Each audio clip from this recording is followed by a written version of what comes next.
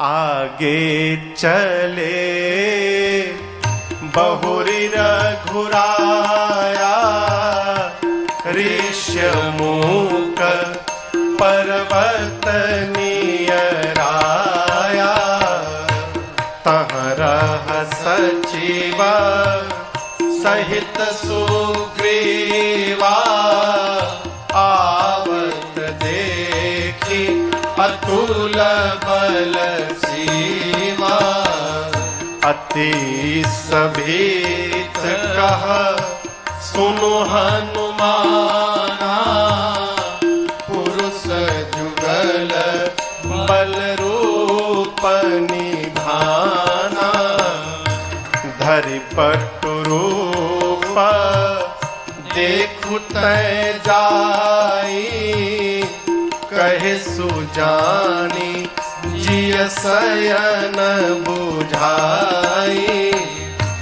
पठय बाली होहि मन मैला, भागो तुरत तजो यह शैला। पठय बाली होहि मन मैला, भागो तुरत तजो यह शैला। भगवान आगे बढ़े।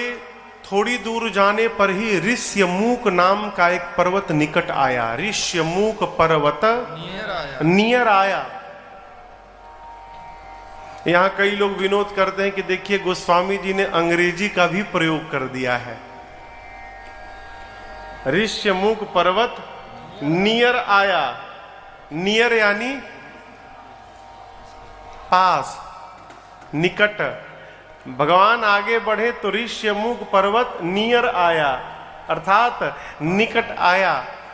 इसी ऋष्यमूक पर्वत पर सुग्रीव जी महाराज रहते हैं। अपने आप को राजा घोषित कर चुके हैं और अपना एक मंत्रिमंडल बना के और पहाड़ के ऊपर रहते हैं। सुग्रीव जी के साथ श्री हनुमान जी महाराज हैं। हनुमान जी क्यों सुग्रीव के साथ हैं? इसका कारण है कि सुग्रीव जी सूर्य के अंश से अवतार लिए हैं। सारे देवता वानर ऋष के रूप में धरती पर आए थे, तो सूर्य नारायण सुग्रीव बनकर आए। और हनुमान जी के गुरु जी का नाम क्या है? सूर्य नारायण। श्री हनुमान जी सूर्य देवता से शिक्षा प्राप्त किए हैं। जब हनुमान जी की शिक्षा पूरी हो गई तो श्री हनुमान जी ने अपने गुरुदेव से कहा, गुरुदेव दक्षिणा क्या दूं आपको? तो सूर्य नारायण ने कहा, हनुमान जी आप जाकर सुग्रीव के पास रहिए और यही मेरी दक्षिणा समझिए कि किसी तरह सुग्रीव को भगवान की शरण में आप पहुंचा दीजिएगा। ये मेरी दक्षिणा है। अस्तु श्री हनुमान जी महाराज सुग्रीव जी के साथ रहने लगे। सुग्रीव जी के एक भाई है जिनका नाम है बाली। बाली ने सुग्रीव का राजपाट सत्ता सब छीन लिया है, उनकी पत्नी को भी छीन लिया है और इतना मारा है बाली ने कि बाली के डर के मारे सुग्रीव तीनों लोक भाग चुके हैं। परंतु जिस पहाड़ के ऊपर सुग्रीव रहते हैं, बाली को श्राप मिला है, यदि वो ऋष्यमूक पर्वत पर पांव रख देगा तो उसकी मृत्यु हो जाएगी। सुग्रीव जानते हैं कि इस पर्वत पर बाली आने वाला नहीं है, इसलिए पहाड़ के ऊपर जाके बैठे हैं कि यहां नहीं आएगा वो।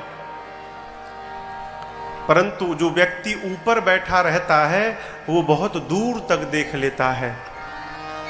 और इसका एक और अर्थ समझिएगा, पद में, प्रतिष्ठा में जो व्यक्ति बहुत ऊपर बैठा रहता है उसको बहुत दूर तक विचार करना चाहिए, अर्थात देखना चाहिए। जो पद में, प्रतिष्ठा में बहुत ऊपर बैठा है उसको बहुत दूर तक सोचना चाहिए, तुरंत कोई निर्णय। सुग्रीव ने देखा राम लक्ष्मण जी को आते, हाथ में धनुष बाण दिखाई पड़ा, डर गए। क्यों डर गए? उनको लगा कि मेरा भाई बाली नहीं आ सकता है यहां पर, कहीं ऐसा तो नहीं है कि इन दो वीर पुरुषों को बाली ने मुझे मारने के लिए भेज दिया हो? तुरंत सुग्रीव ने श्री हनुमान जी को बुलाया और इस राम कथा में आज पहली बार श्री हनुमान जी महाराज का आगमन हो रहा है। अस्तु, आइए एक बार भाव और श्रद्धा के साथ बोलिए हनुमान जी महाराज की जय।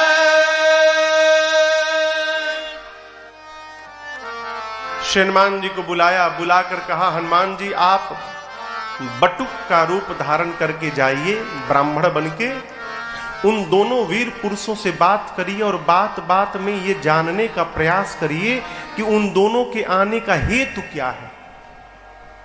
यदि आपको तनिक भी लगे कि वो दोनों मुझे मारने आ रहे हैं, आप नीचे से ही मुझे इशारा करिएगा। और जैसे आपने इशारा किया हनुमान जी, मैं भागो तुरंत तजो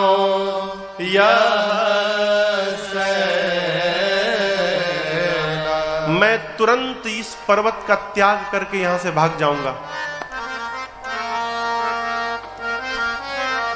हनुमान जी महाराज ब्राह्मण का रूप धारण करके गए। किसके सामने? भगवान के सामने। याद रखिएगा, भगवान के आगे किसी की माया चलने वाली नहीं है। हनुमान जी माया का रूप बना लिए, ब्राह्मण का रूप बनाकर गए, जाकर प्रणाम किए, पूछे आप कौन है? कठिन भूमि कोमल पदगामी कवन हेतु बिचरहु बन स्वामी। आपके पांव कोमल है, ये धरा कठोर है, क्या कारण है कि आप ये कठोर धूप शीत सहन कर रहे हैं? शरीर के अंग बता रहे हैं कि आप क्षत्रिय हैं, परंतु आपका वेश मुनियों जैसा है। आप हैं कौन? आप ब्रह्मा विष्णु महेश में से कोई हैं? क्या आप नर नारायण में से कोई है? और यदि नर नारायण नहीं है तो क्या जग कारण तारन भव भंजन धरनी भार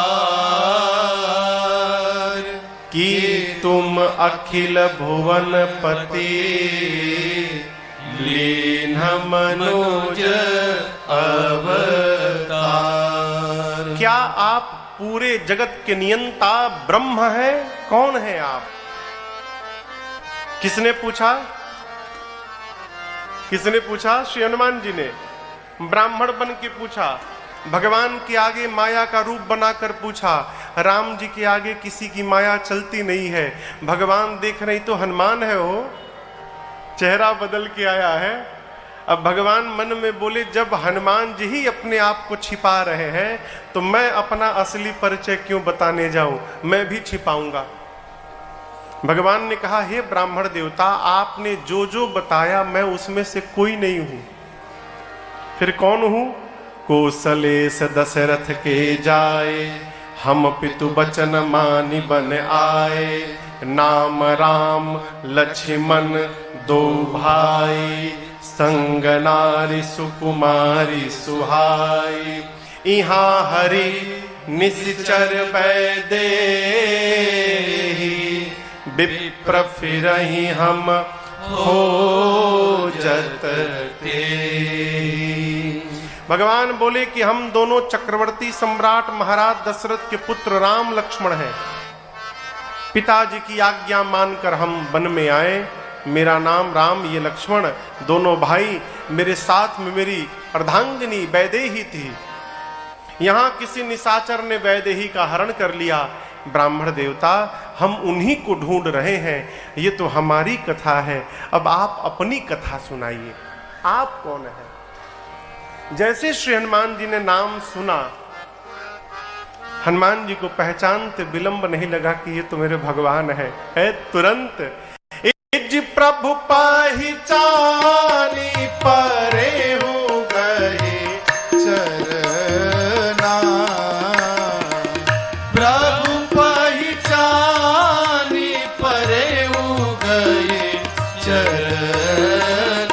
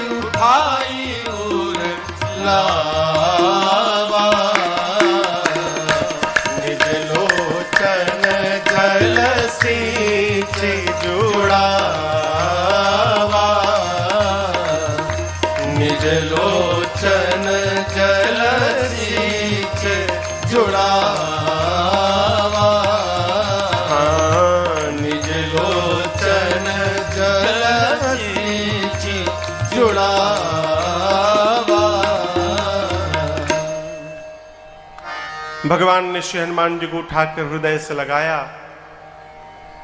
इसके बाद हनुमान जी राम लक्ष्मण जी को पीठ पर बिठाकर सुग्रीव के पास ले गए।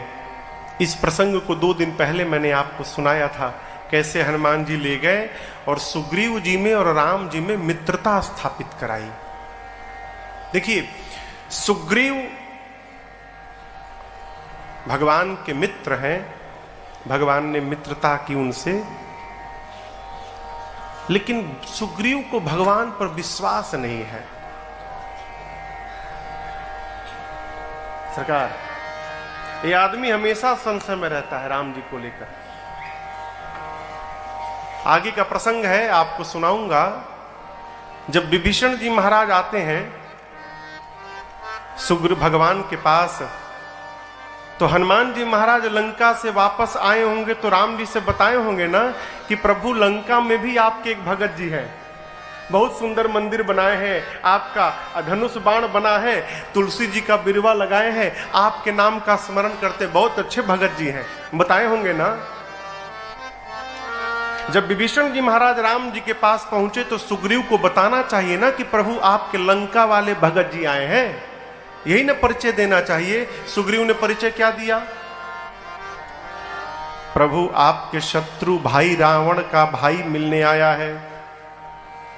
आवा मिलन दसान न भाई, आपका जो शत्रु रावण है, रावण आज शत्रु का भाई आया है, अर्थात शत्रु का भाई है तो राम जी उसको भी शत्रु समझ ले।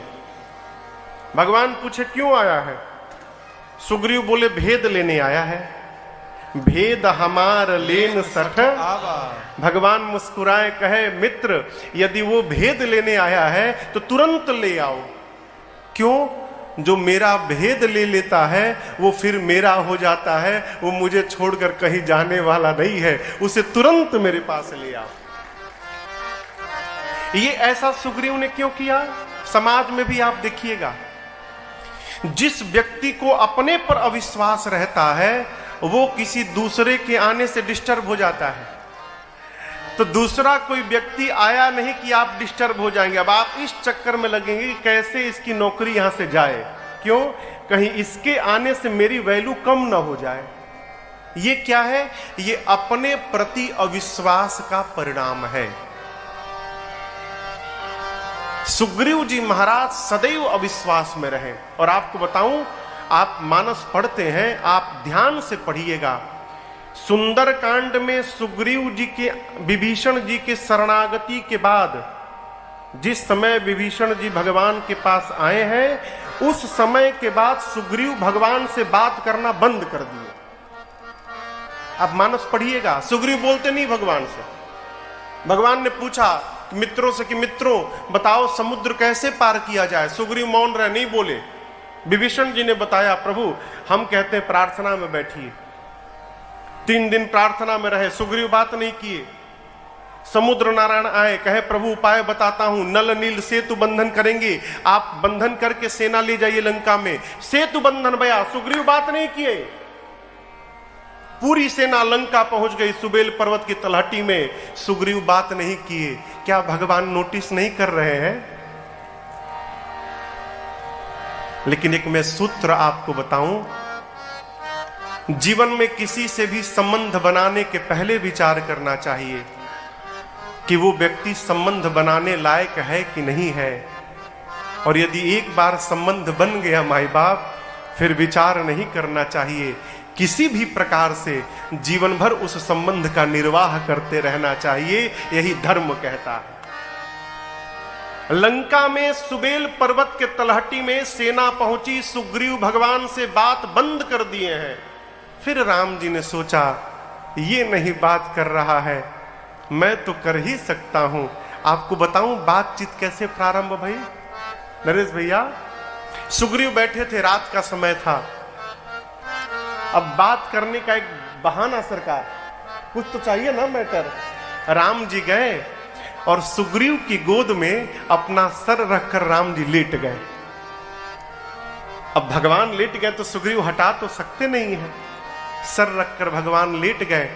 और भगवान ने कहा मित्र सुग्रीव, ये बताओ मित्र, ये चंद्रमा में जो काले रंग का दाग दिख रहा है, धब्बा, ये है क्या? अब भगवान ने पूछ दिया तो बताना ही पड़ेगा। अब सब लोग लगे अपना अपना बताने। कोई कहता है कि प्रभु पृथ्वी की छाया पड़ रही है उस पर। कोई कहता है कि प्रभु भगवान ब्रह्मा ने जब रति का मुख बनाया ना, तो चंद्रमा के सार को निचोड़ लिया, जिसके कारण उसमें दाग लग गया। कोई कहता है प्रभु चंद्रमा का भाई विष है, उसने अपने भाई को अपने हृदय में धारण किया है, वो विष का रंग दिखाई पड़ रहा है। सबने अपनी अपनी बात कही। अंत में हनुमान जी की बारी आई। हनुमान जी बोले प्रभु चंद्रमा आपका दास है, आपका भक्त है, उसने अपने हृदय में आपको धारण किया है। चंद्रमा में वो जो श्याम रंग दिख रहा है वो और कुछ नहीं है, वो आपका ही स्वरूप है प्रभु, और कुछ नहीं है। यहां से बातचीत प्रारंभ हुई। ऐसे सुग्रीव के साथ भगवान ने मित्रता क्यों की, प्रश्न उठता है। अब इसका उत्तर सुनिए। भगवान ने मित्रता की नहीं, मित्रता कराई गई। मित्रता किसने कराई? श्री हनुमान जी महाराज ने कराई। अब यहां पर कथा कहती है सुग्रीव हनुमान जी की शरण में थे तो भगवान से संबंध बन गया। उसी प्रकार यदि हम भी किसी संत महापुरुष की शरण में रहेंगे तो एक ना एक दिन हमारा भी भगवान से संबंध बनेगा। यदि हम भी किसी संत की शरण में रहेंगे तो एक ना एक दिन हमारा भी भगवान से संबंध स्थापित होगा। इसलिए महापुरुष कहते हैं, अरे सत्संगति से प्यार करना सीखो जी, जीवन का उद्धार करना सीखो जी। सत्संगति से प्यार करना सीखो जी, जीवन का उद्धार करना सीखो जी। प्यार सत्संगति से प्यार करना सीखो जी, जीवन का उद्धार करना सीखो जी। सत्संगति से प्यार करना सीखो जी, जीवन का उद्धार करना सीखो जी।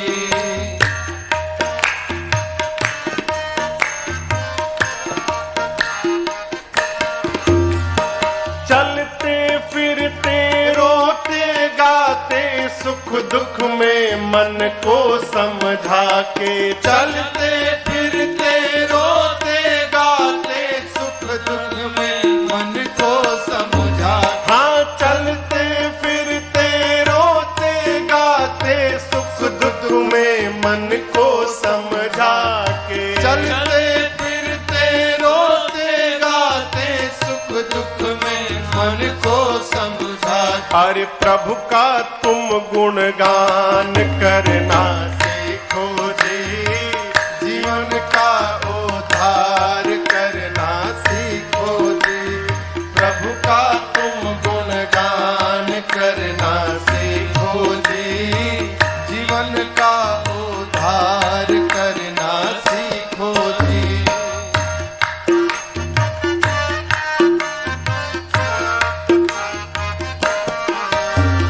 यह जग मोहनीद का सपना, नहीं कोई गैर नहीं कोई अपना। यह जग मोहनीद का सपना, नहीं कोई गैर नहीं। इसलिए तुम सत्य असत्य विचार करना सीखो जी, जीवन का उद्धार करना सीखो जी। सत्य असत्य विचार करना सीखो जी, जीवन का उद्धार करना सीखो जी। भिक्षु कहे सुनो मन मेरो, नर तन भव बारिद कह बेरो। भिक्षु कहे सुनो मन मेरो, नर तन भव बारिद कह बेरो। अब भव से बेड़ा पार करना सीखो जी, जीवन का उद्धार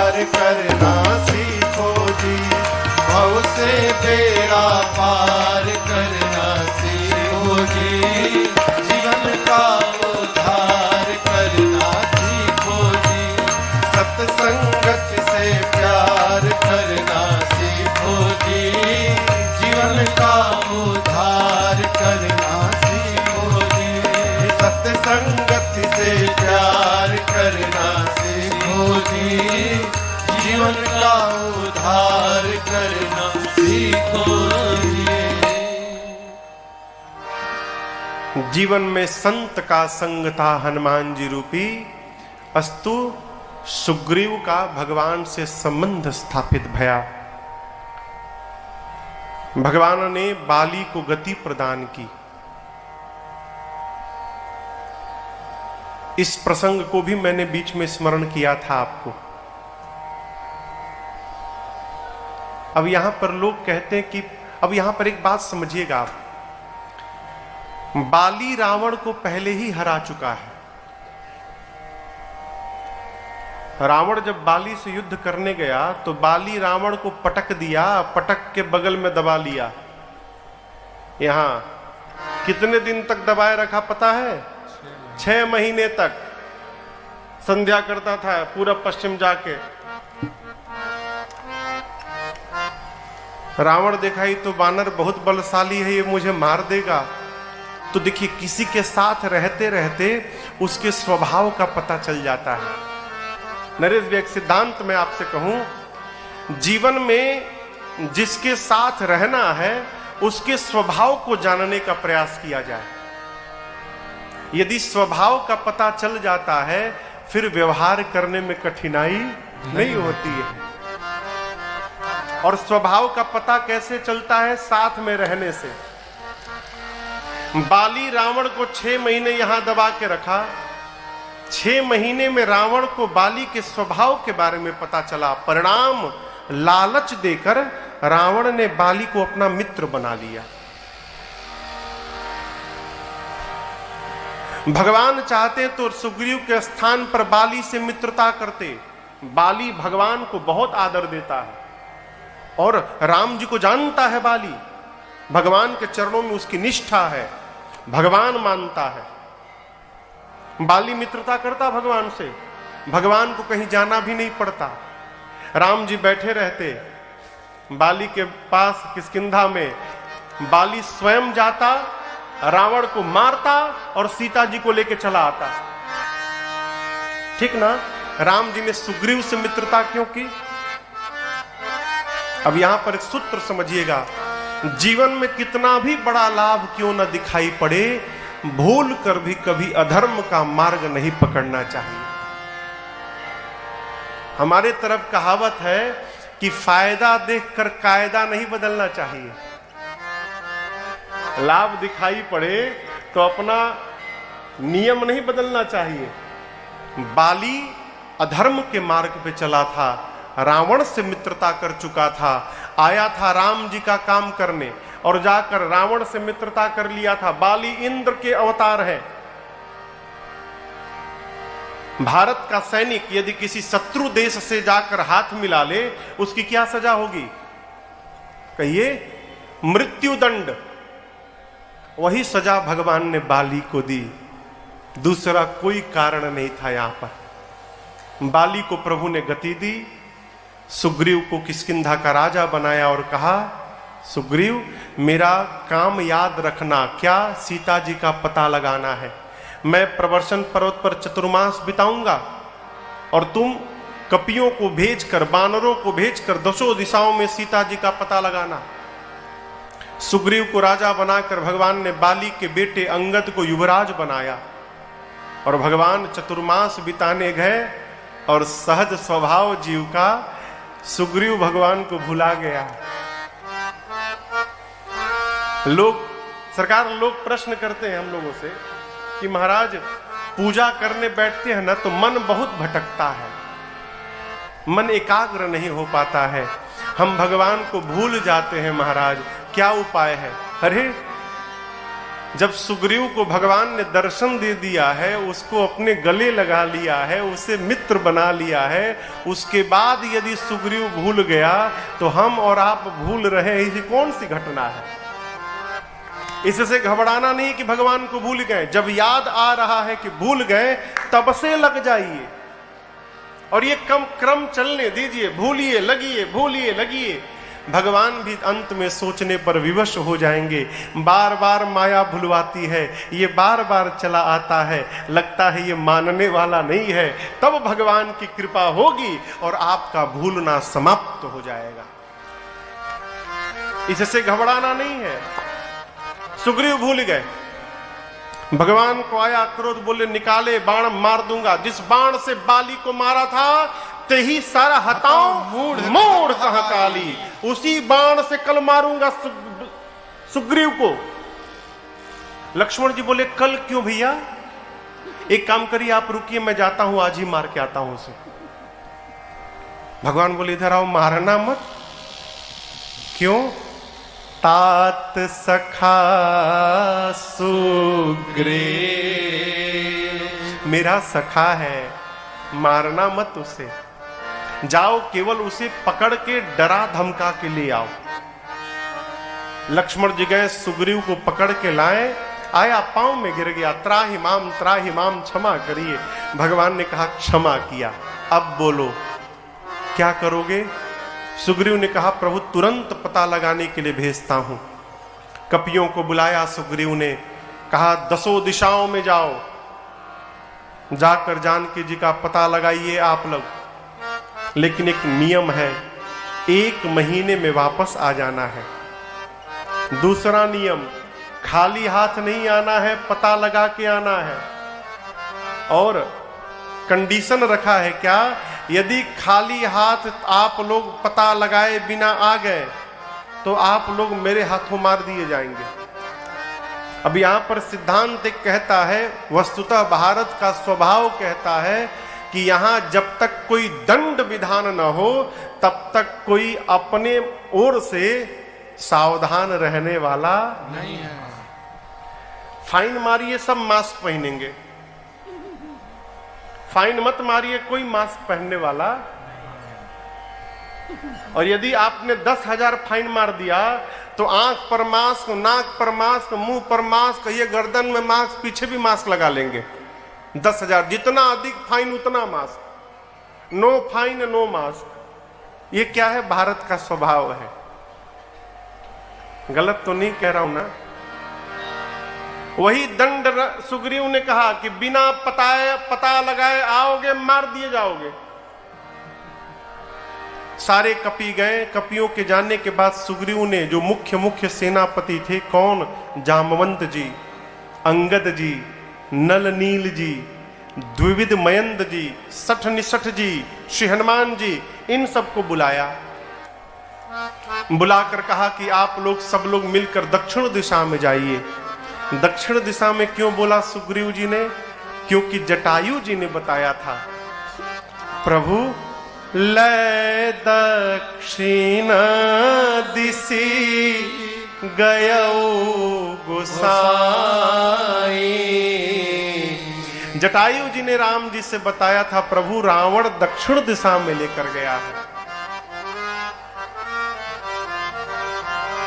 सुग्रीव जी ने कपियों से कहा आप लोग दक्षिण दिशा में जाइए, जाकर पता लगाइए सीता जी कहां हैं। लेकिन याद रहे, शर्तें यहां भी लागू हैं।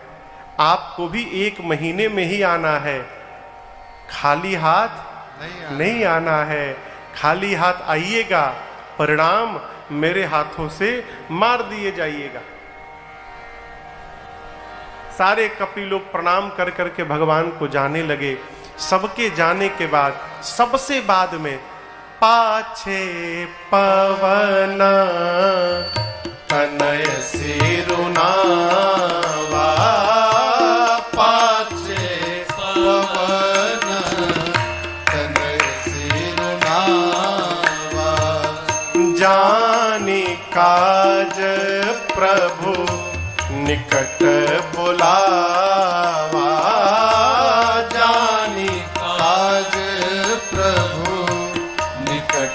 बुलावा, परसासीस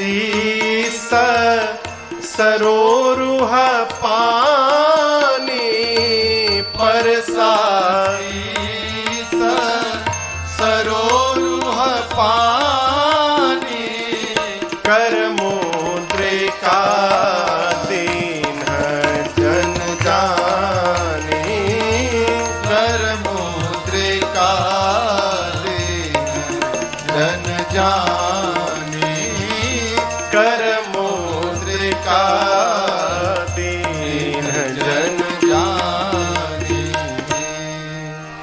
सबसे अंत में श्री हनुमान जी ने प्रणाम किया। और आपको बतावें, राम जी ने किसी को नहीं बुलाया, परंतु जब हनुमान जी ने प्रणाम किया तो प्रभु ने हनुमान जी को अपने निकट बुला लिया। क्यों? देखिए, जो मालिक होता है ना, जो स्वामी होता है, उसे अपने हर सेवक की क्षमता का ज्ञान होता है। हमारे किस सेवक की क्या क्षमता है, जो स्वामी होता है वो ठीक से जानता है।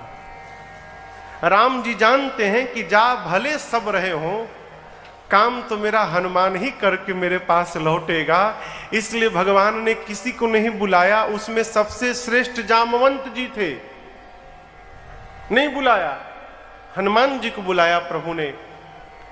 हनुमान जी आकर प्रणाम किए, प्रभु ने सिर पे हाथ फेर कर लाड़ लड़ाया और अपनी संध्या वाली अंगूठी निकाली और हनुमान जी को दिया। कहा, लाला जाकर बहु प्रकार सीतहि समुझाए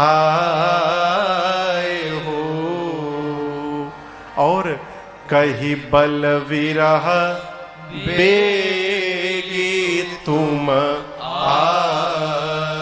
हो। जाकर अनेक प्रकार से सीता जी को समझाइएगा। आप ये मुद्रिका दिखाइएगा ना, तो उनको विश्वास हो जाएगा कि आपको मैंने भेजा है। और यदि हनुमान जी इस पर भी उनको विश्वास न हो, तो आप किसी भी प्रकार से बात बात में एक बार करुणा निधान शब्द का प्रयोग करिएगा। आप जैसे करुणा निधान कहेंगे, सीता जी अवश्य समझ जाएंगी कि आपको मैंने ही भेजा है।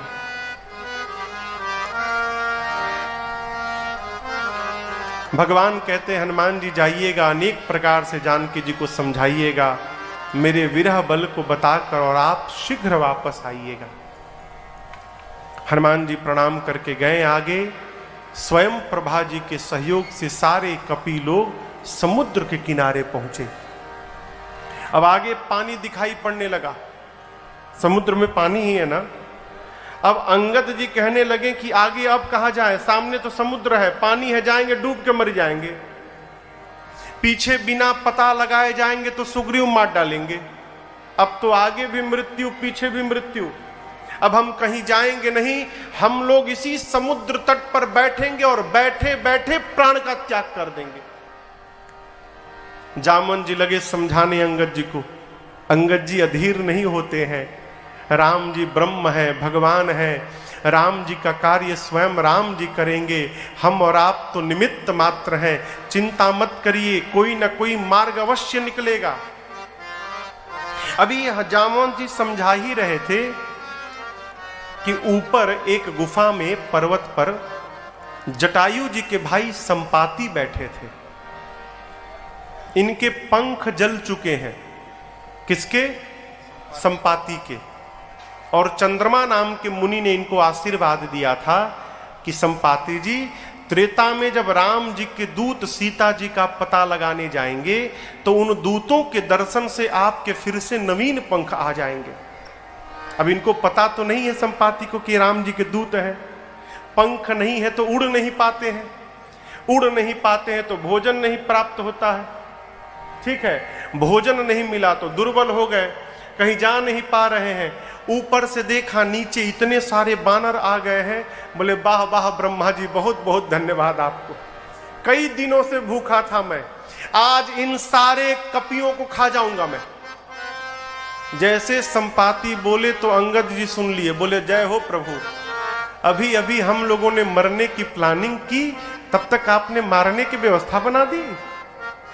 एक ये गिद्ध है जो हम लोगों को खाने की बात करते हैं, और एक वो गिद्ध थे जटायु जी जिन्होंने राम कार्य में अपने प्राण की आहुति दे डाली।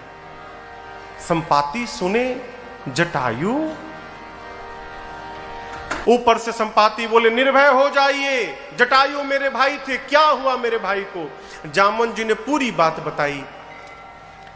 कपियों के सहयोग से संपाति जी समुद्र के किनारे गए, जल लेकर अपने भाई को तर्पण किया और जैसे पता लगा कि ये राम जी के दूत हैं, संपाति जी के शरीर में नवीन पंख आ गया है, पंख फुला के लगे नाचने। वो नवीन पंख आया, आनंद में झूमने लगे।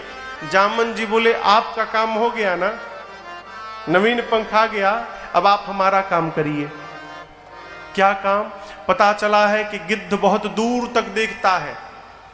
आप देखिए कहीं सीता जी दिखाई दे रही हैं। संपाति जी लगे देखने और बोले मैं देखा हूं तुम नाही गिद्धहि दृष्टि अपार। संपाति जी बोल रहे हैं कि मुझे सीता जी दिखाई पड़ गई। समुद्र में 100 योजन दूर त्रिकूट पर्वत के ऊपर लंका नगरी है, जहां अशोक वाटिका में एक अशोक वृक्ष के नीचे वो देखिए, वो सीता जी बैठी हैं। अब जैसे पता मिला, कपि लोग नाचने लगे, बहुत सुंदर, और सहायता करिए। बोले और नहीं करूंगा। क्यों? बूढ़ भयऊं नत करते हूं कछुक सहाय तुम्हारा। बूढ़ा हो गया हूं, शरीर में बल नहीं है, नहीं तो आपकी सहायता अवश्य करता मैं। हाँ, एक काम अवश्य कर सकता हूं। आप में से कौन वहां जाएगा ये बता सकता हूं। जामुन जी बोले कौन जाएगा? संपाति बोले जो एक छलांग में 100 योजन की दूरी तय कर लेगा। योजन समझ में आता है आपको? योजन, एक योजन में कितनी दूरी? हाँ, एक योजन में 4 कोस। एक कोस में कितना किलोमीटर? 3। तो एक योजन में कितना किलोमीटर हुआ? 12 किलोमीटर। एक योजन में 12 किलोमीटर, 100 योजन में 1200 किलोमीटर। संपाति जी बोले जो 1200 किलोमीटर लंबी छलांग यानी 100 योजन की छलांग लगाने में सक्षम है, वही सीता जी का पता लगाने वाला है। यहां जंप मारे तो 1200 किलोमीटर बाद उतरे। संपाति बोल के चले गए। संपाति जी के जाने के बाद जितने कपि लोग गए थे सब एक दूसरे का मुख देखने लगे, कौन जाएगा हो? कौन जाएगा 1200? एक कपि ने कहा कि जामुन जी मैंने एक बार 20 योजन की छलांग मारी थी। एक ने कहा तुम 20 गए थे, मैं तो 40 जा चुका हूं। एक कपि ने और हिम्मत बानी, तुम 40 गए थे, मैं कोशिश करूंगा 50 योजन चला जाऊंगा। जामुन जी देखिए ये सब तो धीरे धीरे बढ़ने लगे। बोले बहुत सुंदर, 50 के आगे कोई जाने वाला यहां पर है? एक कपि ने कहा मैं 70 योजन जाऊंगा जामुन जी। बोले बहुत सुंदर, 70 के आगे कोई वीर यहां पर? एक बोला मैं 90 योजन जाऊंगा। बोले बस पहुंचने वाले हो, एक और बढ़ो पहुंच जाओगे। 90 के आगे कौन जाएगा? अब कोई सांस नहीं ले रहा है। जामुन जी बोले 90, 91 आगे बढ़ो, 90 1.5 आगे बढ़ो, कोई सांस नहीं ले रहा है। अब 90 वाला कहे मैं जाऊं, हर 2 मिनट पर बोले जाऊं। जामुन जी बोले कहां जाऊं? 90 नहीं 99 जाओगे, डूब के मरी जाओगे। 100 योजन की छलांग लगानी है। ए जामवंत जी को आवेश आ गया हो। बोले आप लोग अपने आप को युवान कहते हैं, शर्म नहीं आती? मैं बूढ़ा हो गया हूं, शरीर में पहले के समान मेरे बल नहीं रहा, नहीं तो मैं बताता क्या दूरी होती है। भगवान जब बलि को बांधने के लिए त्रिविक्रम रूप धारण किए थे, उस समय मेरी युवा अवस्था थी और मैंने 2 घड़ी में भगवान की 7 परिक्रमा लगाई। युवा अवस्था थी मेरी। आप लोग युवान हैं, शर्म नहीं आती कहने में 70 जाऊंगा 90 जाऊंगा? जवानी को ललकारा ना तो अंगद बोले मैं जा तो सकता हूं, वापसी की गारंटी नहीं है कि आ पाऊंगा। अब जामुन जी मन में बोले जब जाके आ ही नहीं पाओगे तो बीच में लबर लबर क्यों बोल रहे हो भाई? जाना नहीं है, जाकर वापस भी आना। बोले अरे नहीं नहीं, आप तो युवराज हैं, आपको कैसे भेज देंगे?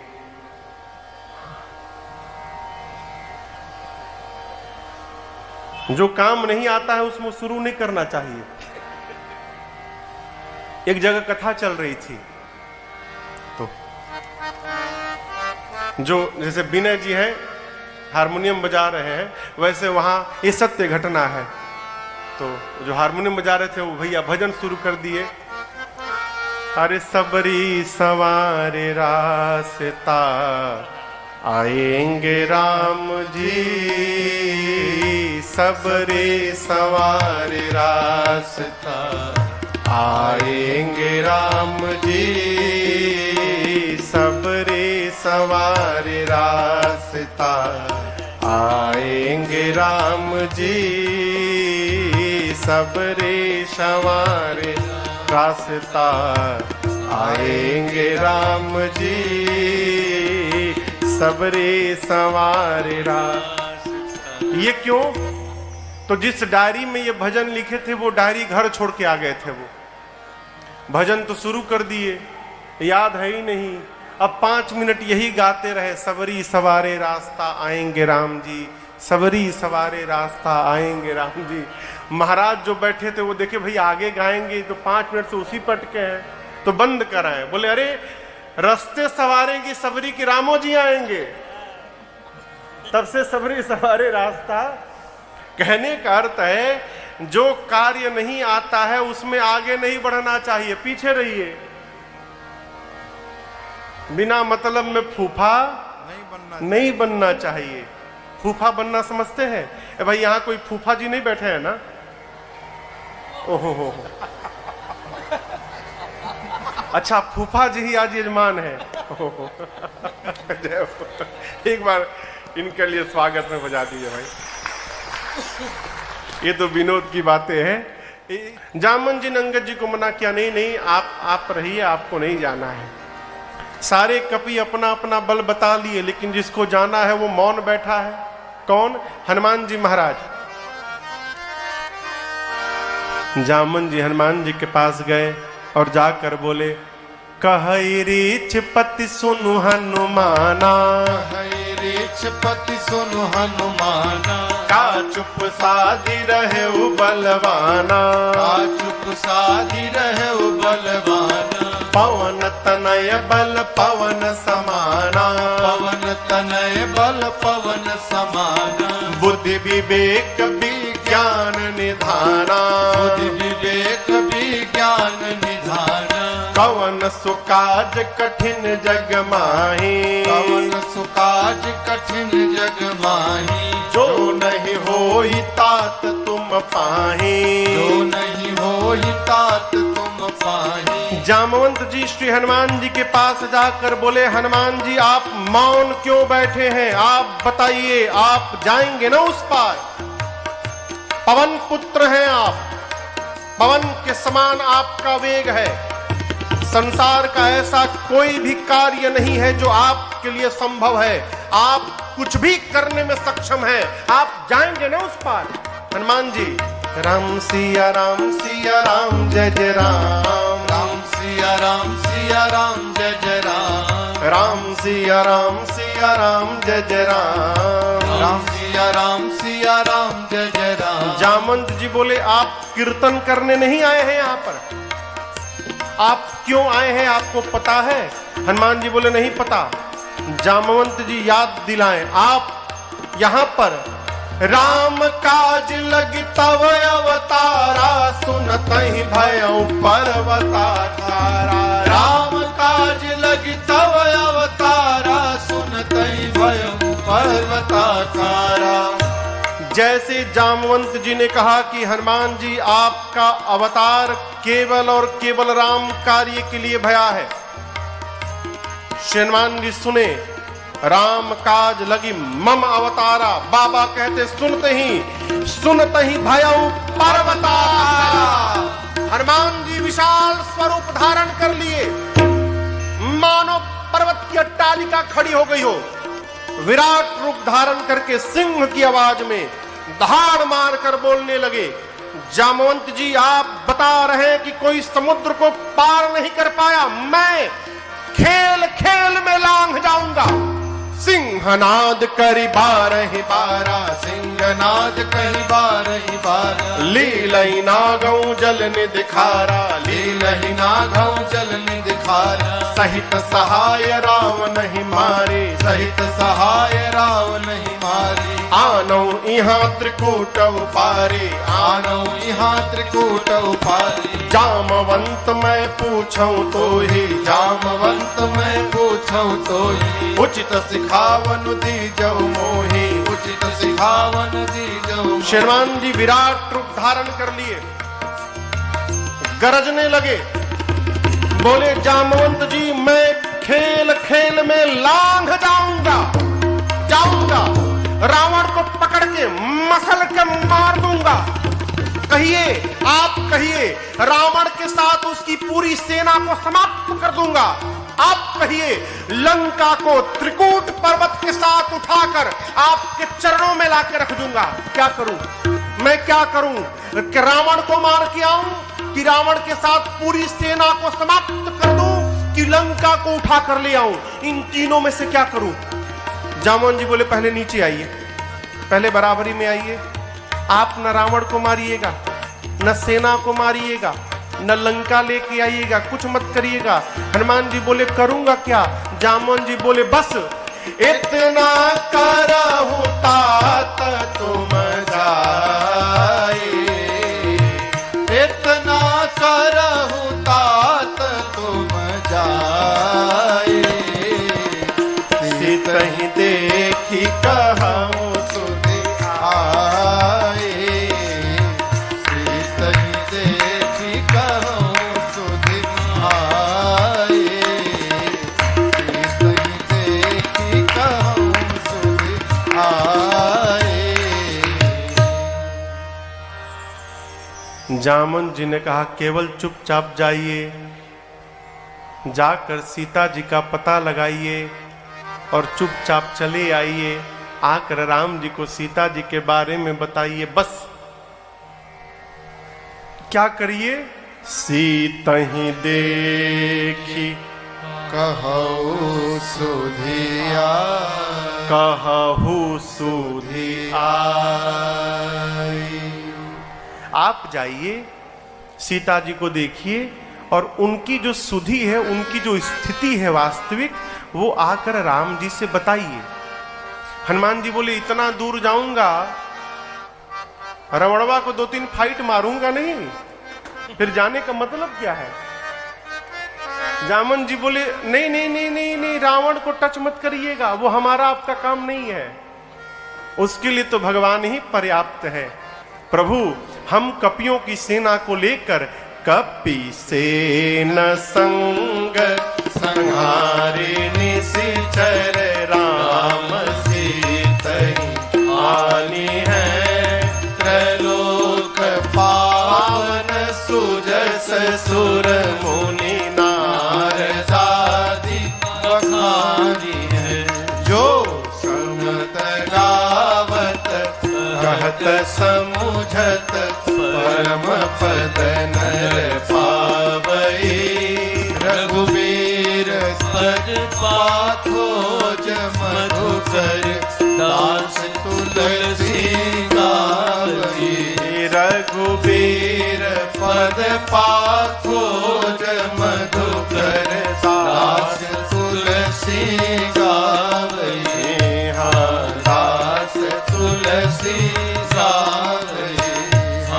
दास तुलसी गावई। जामवंत जी कहते हैं कपिसेन संग, कपियों की सेना संग में रहेगी, संहारी निशिचर राम, राम जी निशाचरों का संहार करेंगे, और राम सीतहि आनी है, राम जी ही सीता जी को वापस लाएंगे। और भगवान की इस कथा को त्रैलोक्य नारद आदि मुनि सब गाएंगे। भगवान की इस कथा को जो सुनत गावत कहत समुझत परम पद नर पावई। यहां आप लोग सुन रहे हैं, जो सुनत, ये लोग गा रहे हैं, गावत हम कही रहे हैं, कहत, और हम तीनों मिलकर समझत। बाबा कहते हैं जो इस कथा को कहेगा, गाएगा, सुनेगा, समझेगा, अंत समय में परम पद नर पावई। वो शरीर त्याग करने के बाद स्वर्ग नरक में नहीं जाएगा, वो सीधे भगवान के परम धाम के अधिकारी हो जाएगा और भगवान के धाम चला जाएगा। ये इस कथा का फल है। यहां पर किष्किंधा कांड की कथा पूरी भई।